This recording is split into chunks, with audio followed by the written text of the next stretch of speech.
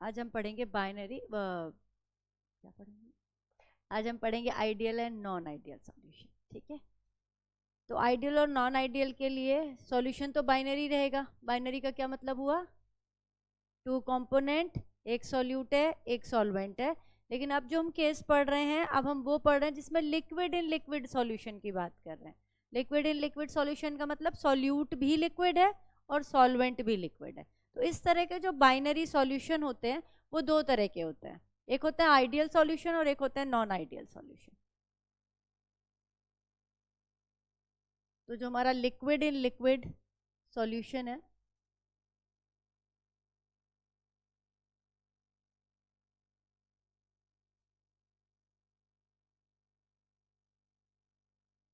Binary solution है ये एक, इसको हम दो कैटेगरी में डिवाइड कर रहे हैं। एक टाइप है हमारी आइडियल सॉल्यूशन और एक होते हैं हमारे non ideal solution.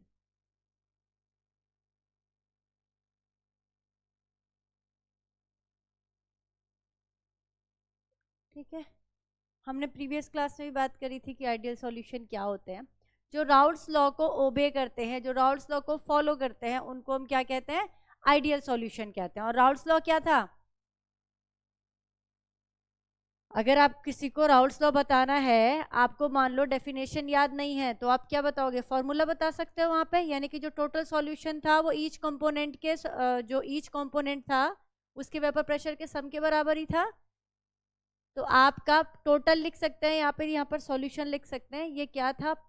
P naught A X A plus P naught B X B, यही था ना राउल्ट्स लॉ। आप ए बी ले लो, दोनों को 1 2 ले लो, इट्स योर चॉइस। ठीक है, लिक्विड इन लिक्विड सॉल्यूशन, ठीक है, बाइनरी सॉल्यूशन है ये। इस दो तरह का हो सकता है, आइडियल और non ideal solution. Ideal solution वो होते हैं जो राउल्ट्स लॉ को फॉलो करते हैं। तो क्या करते हैं? राउल्ट्स लॉ को फॉलो करते हैं। राउल्ट्स लॉ क्या कह रहा था कि total pressure is equal to the pressure of vapour pressure of each component, sum of each component. ठीक है, मैं लिखने का टाइम दूंगी बाद में। तो आइडियल सॉल्यूशन वो है जो क्या कर रहे हैं? राउल्ट्स लॉ को फॉलो कर रहे हैं। और जब आइडियल सॉल्यूशन हम बनाते हैं, दो कंपोनेंट को जब हम मिक्स करते हैं, तो इनका जो चेंज इन वॉल्यूम है, डेल्टा वी है जो मिक्सचर का, वो 0 होता है। इसका क्या मतलब हुआ? अगर एक कंपोनेंट 25 ml है, दूसरा कंपोनेंट भी 25 ml है, और आपने दोनों को मिक्स किया, और मैंने कहा डेल्टा वी मिक्सचर 0 है, वॉल्यूम में कोई चेंज नहीं हुआ, तो इसका क्या मतलब हुआ?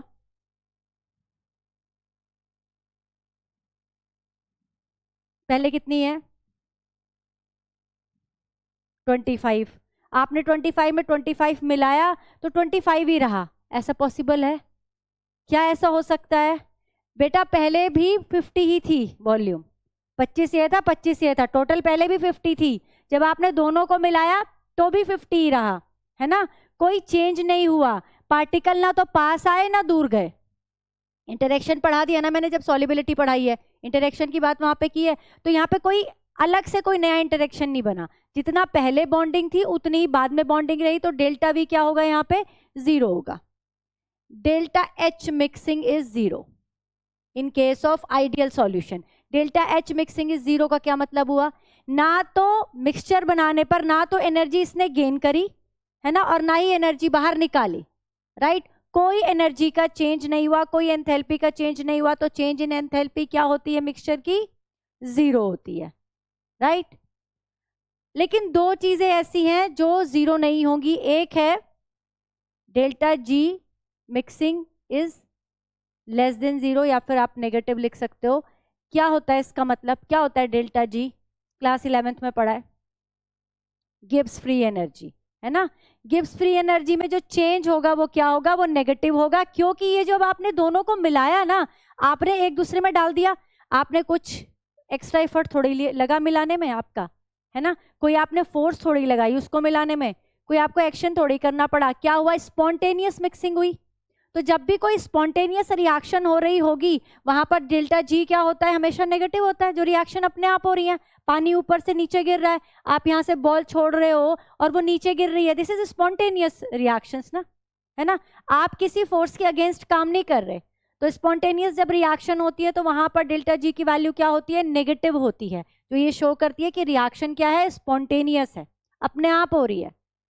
और डेल्टा एस मिक्सिंग भी यहां पर क्या होगा, पॉजिटिव होगा।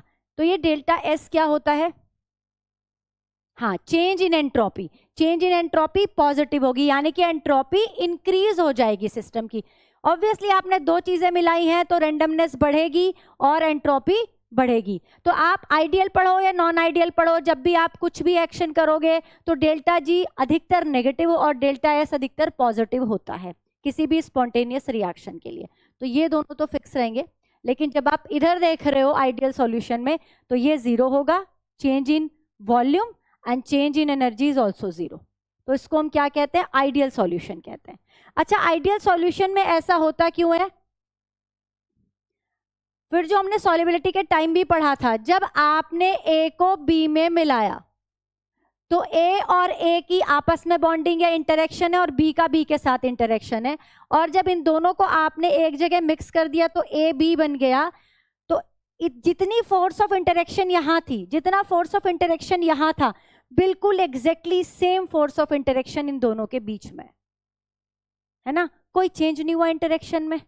तो वेपर प्रेशर में भी कोई चेंज नहीं आया, ठीक है, वॉल्यूम में भी कोई चेंज नहीं आया, एंथैल्पी भी ना इंटरेक्शन बढ़ा ना इंटरेक्शन घटा, ना पास आए पार्टिकल ना दूर गए।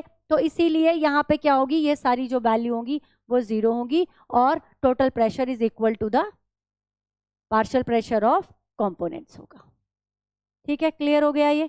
तो ये किस चीज पर डिपेंड करता है, मेनली जो आइडियल नॉन आइडियलिटी जो भी होती है सॉल्यूशन की, वो उनके इंटरेक्शन पर डिपेंड करती है।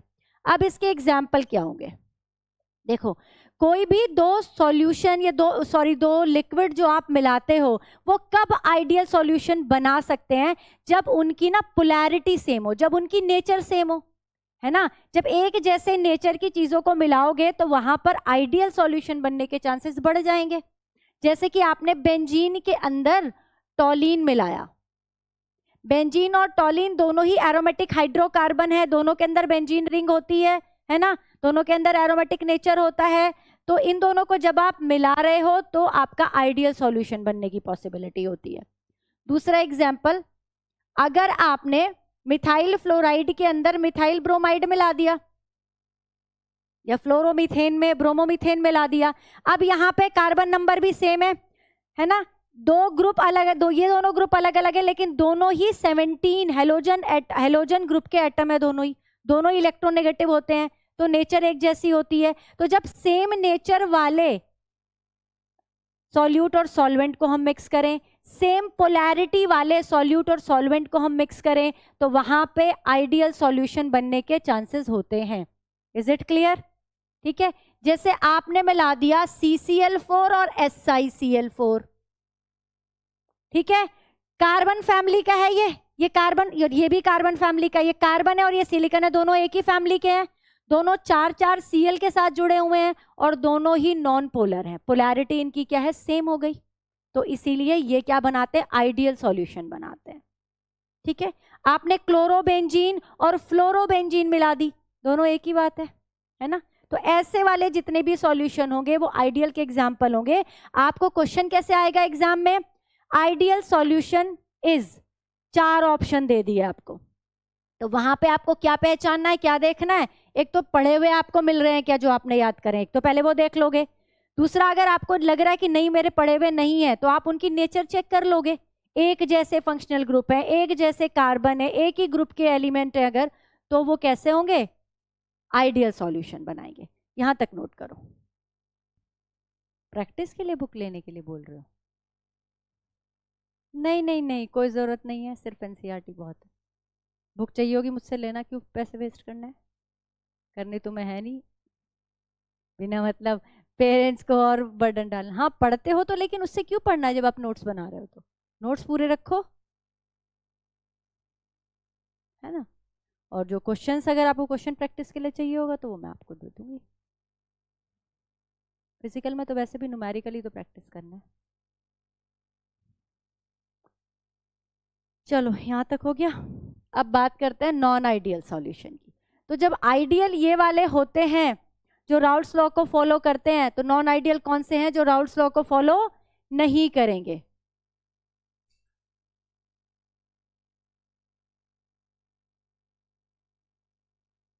ठीक है, इसका मतलब यहां पे जो टोटल प्रेशर है is not equal to P naught A X A plus P naught B X P.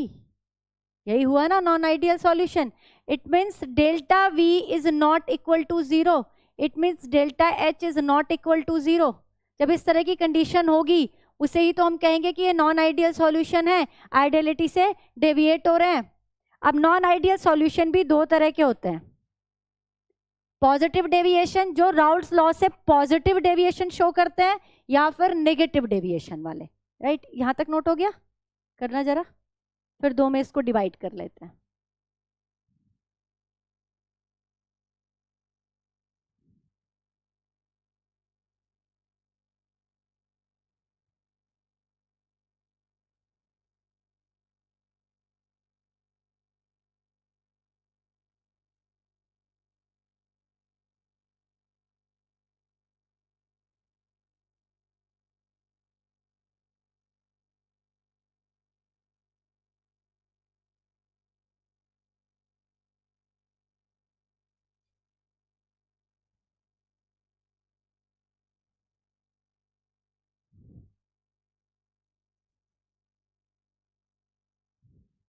अगर आपसे आइडियल सॉल्यूशन का ग्राफ बनाने के लिए आएगा, तो जो मैंने राउल्ट्स में आपको ग्राफ बनवाया है ना, वो आइडियल सॉल्यूशन का ही ग्राफ है, क्योंकि राउल्ट लॉ को फॉलो कर रहा है तो राउल्ट लॉ वाला ग्राफ यहाँ पे बनेगा।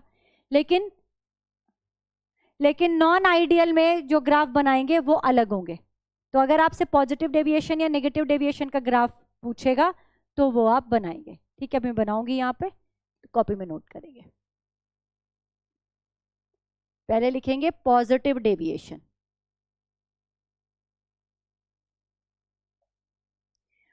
पॉजिटिव डेविएशन को याद करने का सबसे अच्छा तरीका होता है कि सबका आंसर प्लस में होगा। Delta V is greater than zero, delta H is greater than zero, ठीक है, delta P T is greater then there components, तो उसे हम कहेंगे positive deviation. Total pressure is greater than P naught A X A plus P naught B X P. Change in volume is greater than zero, change in enthalpy is greater than zero. लेकिन जो delta G mixing होगी वो less than zero होगी और delta S mixing greater than zero होगी, ये same रहेगी। ठीक है, ये सेम रहेगी इस केस में भी।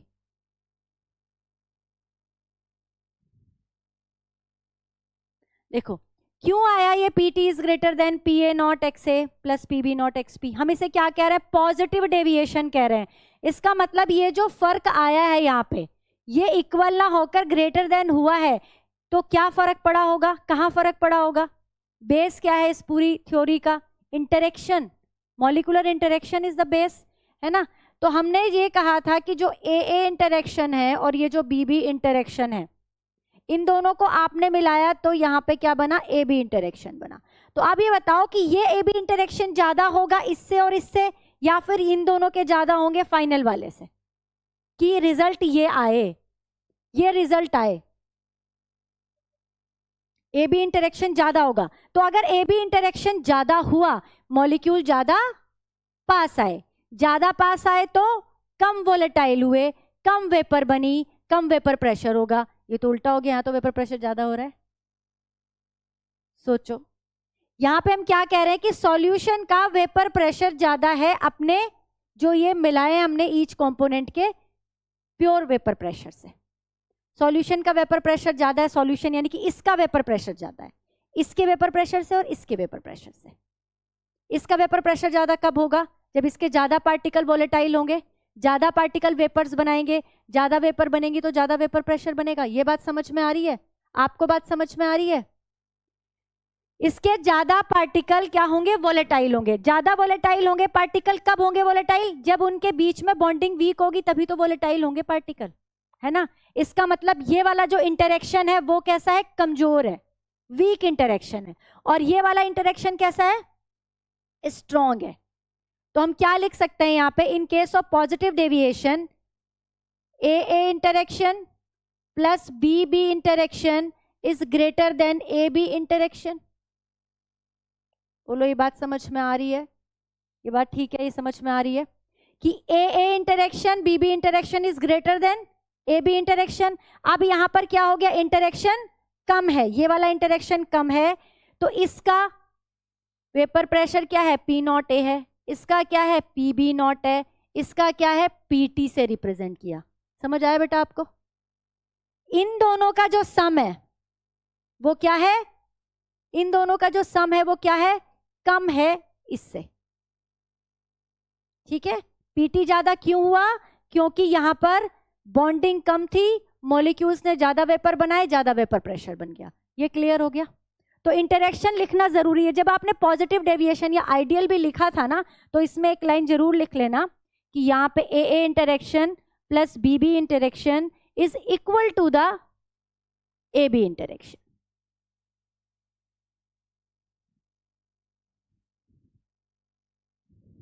In case of ideal solution, AA interaction, BB interaction is equal to the AB interaction. ये बात क्लियर हो गई। अब यहाँ पे डेल्टा V क्यों ग्रेटर देन 0 हुआ, डेल्टा V पॉजिटिव क्यों हुआ, इंटरेक्शन कम है, पार्टिकल दूर दूर है, तो वॉल्यूम क्या हो जाएगा, थोड़ा सा बढ़ जाएगा, थोड़ा सा क्या हो जाएगा, इंक्रीज हो जाएगा, क्योंकि जो पार्टिकल हैं वो क्या है, दूर दूर है। और delta H is greater then 0 क्यों है, डेल्टा H ग्रेटर देन 0 का क्या मतलब है, डेल्टा H यहां पर क्या होगी, पॉजिटिव होगी। पॉजिटिव का क्या मतलब होता है, डेल्टा H पॉजिटिव का मतलब, एक्सो और एंडो के केस में बताओ। डेल्टा H अगर पॉजिटिव है, इसका मतलब क्या है कि रिएक्शन इज एंडोथर्मिक। ये चीज बेटा कहीं पे नोट कर लो कि अगर कहीं भी डेल्टा H पॉजिटिव है, इसका मतलब रिएक्शन क्या है, एंडोथर्मिक है। और अगर डेल्टा H नेगेटिव है, it means reaction is exothermic, है ना। एंडोथर्मिक का मतलब है कि एनर्जी अंदर आ रही है। जितनी ज्यादा एक्सोथर्मिक होगी रिएक्शन, एक्सोथर्मिक का मतलब होता है कि एनर्जी बाहर निकल जाएगी। जितनी एनर्जी बाहर निकल जाएगी तो सिस्टम के पास एनर्जी कम हो जाएगी। जिस सिस्टम के पास एनर्जी कम होगी वो सिस्टम ज्यादा स्टेबल होगा। कम एनर्जी ज्यादा स्टेबिलिटी, है ना। ये आप हमेशा याद रखना, केमिकल बॉन्डिंग पढ़ रहे हो, इक्विलिब्रियम पढ़ रहे हो, कोई भी चैप्टर पढ़ रहे हो, अगर एनर्जी कम है तो स्टेबिलिटी ज्यादा है, ठीक है। तो जब यहाँ पे डेल्टा H हमने कहा क्या हुआ, पॉजिटिव हो गया, एंडोथर्मिक हो गया, ये कम स्टेबल क्यों है, क्योंकि पार्टिकल के बीच में इंटरेक्शन कम है। उतना अच्छा सिस्टम बन ही नहीं पाया ना भाई, पहले अच्छा सिस्टम था, आपने तो दोनों को मिला के सिस्टम को बेकार कर दिया, दोनों की बॉन्डिंग अच्छी हुई ही नहीं, तो वहां पे क्या हुआ, एंडोथर्मिक सिस्टम बना। इसीलिए डेल्टा H क्या है यहाँ पे, ग्रेटर देन 0 है, यानी कि पॉजिटिव है।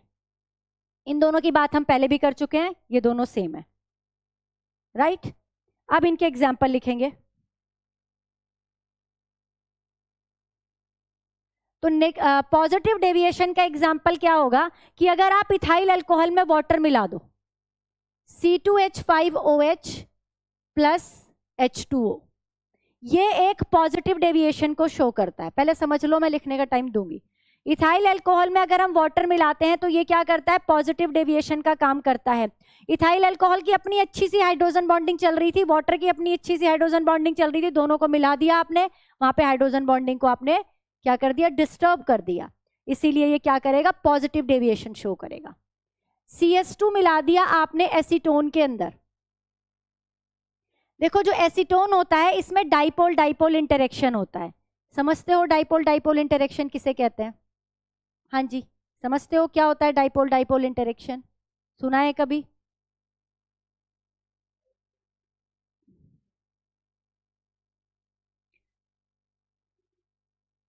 डाइपोल तो मैंने जैसे आपको पोलैरिटी बताई थी, है ना। अगर मैं यहाँ पर एसीटोन की स्ट्रक्चर बनाऊं तो एसीटोन की स्ट्रक्चर ये होगी, ये एसीटोन है, ठीक है। एसीटोन के अंदर क्या होता है, ये जो पाई इलेक्ट्रॉन होते हैं, 11th में भी पढ़ाते हैं जब हम आपको बेसिक ऑर्गेनिक केमिस्ट्री पढ़ाते हैं, पाई इलेक्ट्रॉन क्या करते हैं, शिफ्ट कर जाते हैं। क्यों शिफ्ट कर गए, किधर शिफ्ट कर गए, oxygen is more electronegative than carbon, तो ये पाई इलेक्ट्रॉन यहां शिफ्ट कर गए, केवल पाई, सिग्मा नहीं करेगा। तो क्या बन जाएगा, यहाँ पे एक बॉन्ड तो रहेगा सिग्मा, तो पाई शिफ्ट किया है तो यहाँ पर आ जाएगा पार्शियल नेगेटिव, यहाँ पर पार्शियल पॉजिटिव, और ये CH3, तो दो पोल बन गए ना, पॉजिटिव नेगेटिव पोल। इसे पोलैरिटी कह रहे हैं, पोलर कंपाउंड कह रहे हैं, डाइपोल कह रहे हैं। तो ये डाइपोल डाइपोल एक दूसरे के साथ जुड़े हुए थे। अब आपने बीच में CH2 डाल दिया, इसने इनके इंटरेक्शन को क्या कर दिया, डिस्टर्ब कर दिया, और इसीलिए कौन सा डेविएशन शो करेगा, ये पॉजिटिव डेविएशन शो करेगा। क्लियर है यहां तक, ठीक है। और एग्जाम्पल लिख लो इसमें, एक ये लिख सकते हैं, CCl4 प्लस CHCl3। मैंने थोड़ी देर पहले आपको बताया था कि अगर प्लेनरिटी सेम होगी, प्लेनर होंगे दोनों, दोनों की जो पोलैरिटी होगी, सॉरी प्लेन नहीं, पोलैरिटी सेम होगी तो वो आइडियल बनाएंगे। ये नॉन पोलर होता है और ये पोलर होता है, दोनों की क्या है, पोलैरिटी डिफरेंट है, ये पॉजिटिव डेविएशन शो करते हैं, ठीक है। नोट करो पहले positive deviation with example. Raoul's का ग्राफ याद है। अब पॉजिटिव डेविएशन का ग्राफ देखेंगे कैसे बनेगा। जैसे आपने पहले राउल्स लॉ का ग्राफ बनाया था, अब वही ग्राफ पहले बनाएंगे। आप कह रहे थे ना कि ग्राफ बना के बता दो, तो पहले ग्राफ देख लो। मोल फ्रैक्शन ए कंपोनेंट का 1 है और बी कंपोनेंट का 0 मोल फ्रैक्शन है, ठीक है।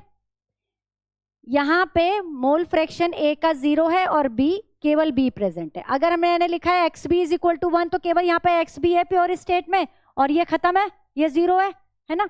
तो अगर X से यहाँ पे 1 है, तो यहाँ पे जो वेपर प्रेशर आएगा, ये वेपर प्रेशर और मोल फ्रैक्शन के बीच में हम ग्राफ बना रहे हैं। तो यहाँ पे जो वेपर प्रेशर आएगा केवल और केवल ए की वजह से आएगा, ए की ही वेपर बनेगी ना, केवल ए ही तो प्रेजेंट है, जब बी है ही नहीं तो उसकी वेपर बनेगी नहीं। तो ये हो गया PA नॉट। नॉट का मतलब होता है प्योर फॉर्म, कुछ भी मिक्सचर नहीं है। नॉट मतलब क्या है, प्योर फॉर्म, PA नॉट। और इधर क्या आएगा, PB नॉट। मैंने एक डॉट ऊपर लगाई और एक नीचे लगाई है, जिससे क्या साबित हो रहा है, यहाँ पे क्यों लगाई है मैंने ये ऊपर और ये नीचे, कल ही बताया था। क्या ज्यादा है, वही जो कल बात करी थी हमने, वही ज्यादा है। इट इज मोर वॉलेटाइल, ये बात की थी ना, ये ज्यादा वॉलेटाइल है। जो कंपोनेंट बी है वो ज्यादा वॉलेटाइल है। ज्यादा वॉलेटाइल का क्या मतलब होता है, इसकी ज्यादा वेपर बनेगी, ज्यादा हवा में उड़ जाएगा, इसकी नेचर है ये, इसकी नेचर है कि इसकी ज्यादा वेपर बनती है कंपैरेटिव टू दिस। हाँ, तो ए की भी ज्यादा बन गई तो ए की डॉट ऊपर लगा देंगे हम, बी की नीचे लगा देंगे। ये हमने अपने आप ऐसे नहीं, पता नहीं कर रहे हम, ये हमने अपने आप एज्यूम किया। अगर आप चाहते हो कि मैं ए को, देखो दोनों की सेम तो नहीं हो सकती, क्योंकि दोनों की नेचर अलग है। किस पर डिपेंड करती है वोलेटिलिटी, उनकी बॉन्डिंग पे। जब आपने दोनों अलग अलग लिए तो दोनों की बॉन्डिंग अलग अलग है ना बेटा, एक ज्यादा वोलेटाइल होगा और एक कम। तो मैंने मान लिया कि बी ज्यादा वोलेटाइल है और ए कम। आप ए को ज्यादा मानना चाहते हैं तो आप ए को मान सकते हैं, है ना। आपका ध्यान कहाँ है बेटा,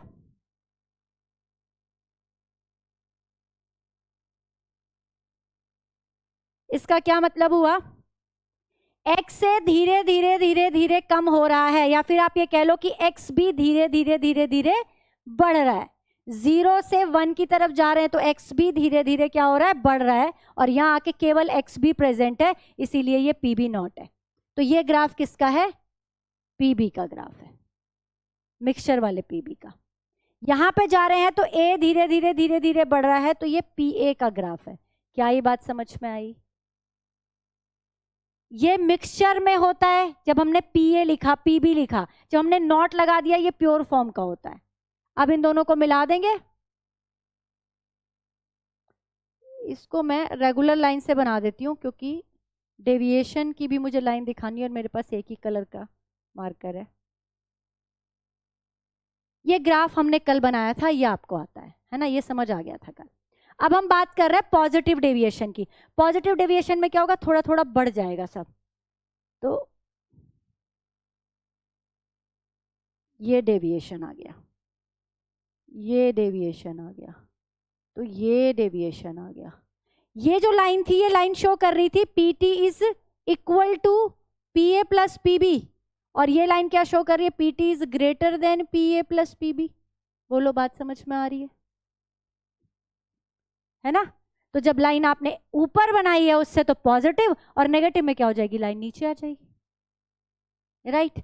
तो ये हो गया पॉजिटिव डेविएशन का ग्राफ। अगर ग्राफ बनाने के लिए आएगा एग्जाम में तो आप बनाएंगे, बनाइए नोटबुक में।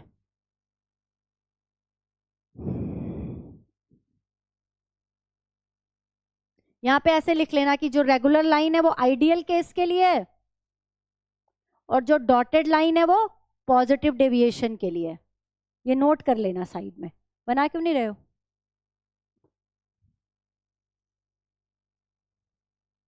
एक तो मुझे समझ में नहीं आती कि जो दुनिया भर के जहान की जितनी भी मुसीबतें हैं वो तुम यहीं आके क्यों सोचते हो, बैठ के बस अपना सोच रहे हैं कि क्या हो रहा है देश में, लड़ाई हो रही है, ईरान पे हमला हो रहा है, यही सब बातें सोच रहे हो बैठ के क्या? तो फिर क्यों क्यों सोच रहे हो? इससे इंपॉर्टेंट कुछ और है तेरी लाइफ में, ये सोच। याद करने का तरीका कि सब कुछ नेगेटिव होगा, है ना? नेगेटिव डेविएशन में सब कुछ नेगेटिव होगा। तो यहाँ पे बोलो टोटल प्रेशर क्या लिखूं, क्या होगा टोटल प्रेशर? अरे फॉर्मूला बता दे। इज लेस देन, कम होगा, PT is less then PA not XA plus PB not XB। Delta V mixture क्या होगा, लेस देन 0 यानी कि नेगेटिव। डेल्टा H मिक्सचर क्या होगा, less than 0। Delta G mixture is also less than 0, और delta S mixture is greater then 0। ये है हमारा नेगेटिव डेविएशन का केस।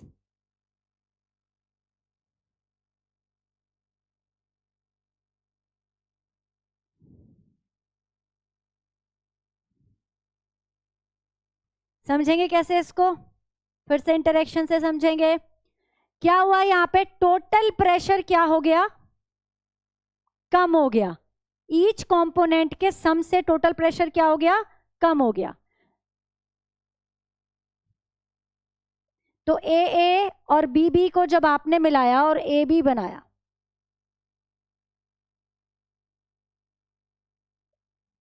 इसका अपना एक प्रेशर था, इसका भी अपना एक प्रेशर था, ठीक है, लेकिन जो इसका प्रेशर है वो कम हो गया।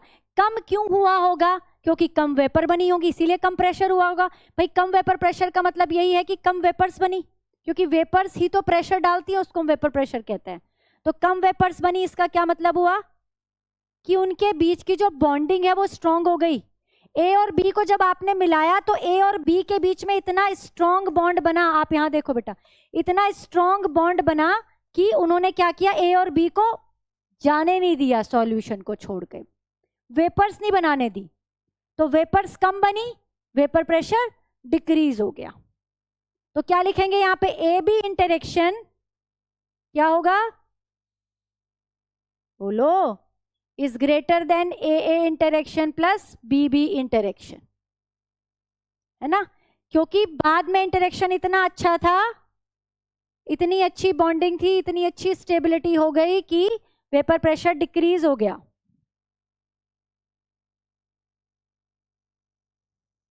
वॉल्यूम को समझते हैं। पहले समझ लो, डेल्टा V मिक्सचर हमने कहा लेस देन 0, नेगेटिव है।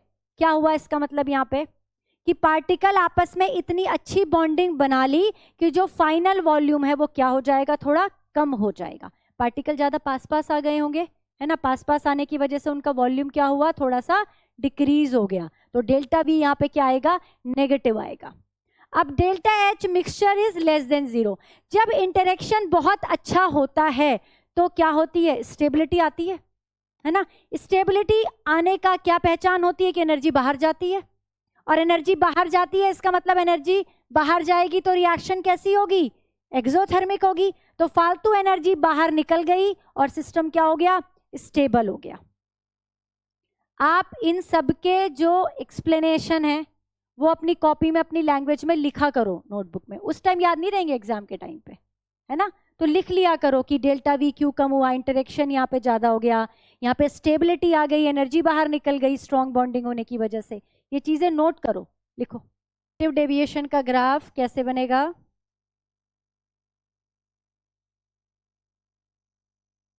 वेपर प्रेशर और मोल फ्रैक्शन के बीच में ग्राफ बना रहे हैं।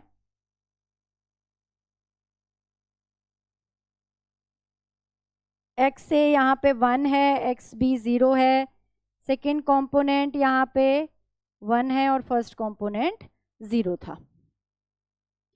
इसकी वजह से प्रेशर आ गया पी ए नॉट, इसकी वजह से प्रेशर आ गया पी बी नॉट। अब ये जो एक्स ए एक्स बी है धीरे धीरे बढ़ रहा है और ये एक्स से इधर धीरे धीरे बढ़ रहा है। तो ये पी ए का ग्राफ है, ये पी बी का ग्राफ है। इन दोनों को अगर हमने मिला दिया, इस लाइन को चाहो तो ये डिस्टर्ब करेगी बीच में, इसको हटाओ। इन दोनों को अगर हमने मिला दिया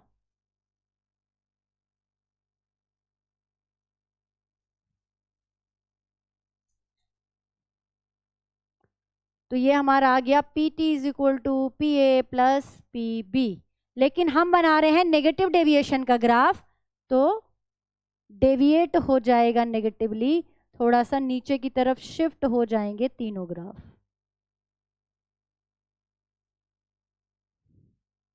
और ये कहेगा कि P T is less than P A plus P B. This is the graph of negative deviation, जहाँ पे जो रेगुलर लाइन है वो आइडियल केस को बता रही है और जो डॉटेड लाइन है वो नेगेटिव डेविएशन को बता रही है।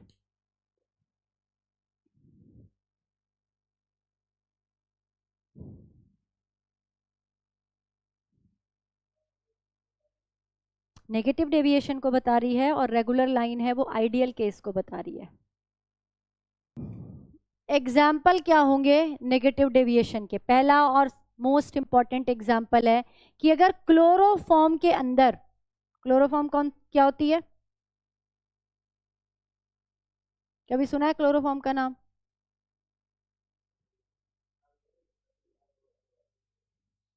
क्या करते हैं उससे? बेहोश करते हैं। बेहोश नहीं किया। क्लोरोफॉर्म में अगर हम डालते हैं एसीटोन, या एसीटोन में हमने क्लोरोफॉर्म डाला तो यहां पर क्या हो जाएगा? नेगेटिव डेविएशन हो जाएगा। क्यों होगा नेगेटिव डेविएशन? देखो ये CH, पहले इसकी स्ट्रक्चर देख लो, और ये है कीटोन।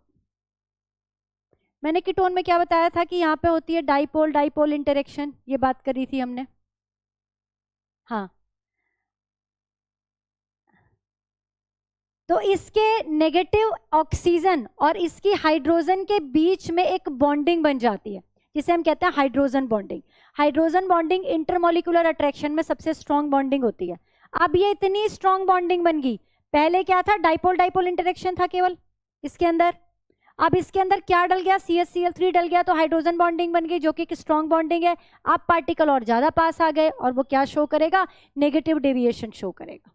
तो ये चीज आप लिखेंगे कि पहले इसमें था डाइपोल डाइपोल इंटरेक्शन और अब क्या बन गई? हाइड्रोजन बॉन्डिंग बन गई। और हाइड्रोजन बॉन्डिंग क्या होती है? स्ट्रॉन्ग बॉन्डिंग होती है देन डाइपोल इंटरेक्शन, जिसकी वजह से नेगेटिव डेविएशन हो जाता है। आपसे ये ना 1 मार्क में या 2 मार्क में पूरी एक्सप्लेनेशन पूछता है कि होता क्या है यहाँ पे, आपको बताना होता है, लिखना होता है। ठीक है, एग्जाम्पल फिनॉल प्लस एनिलीन।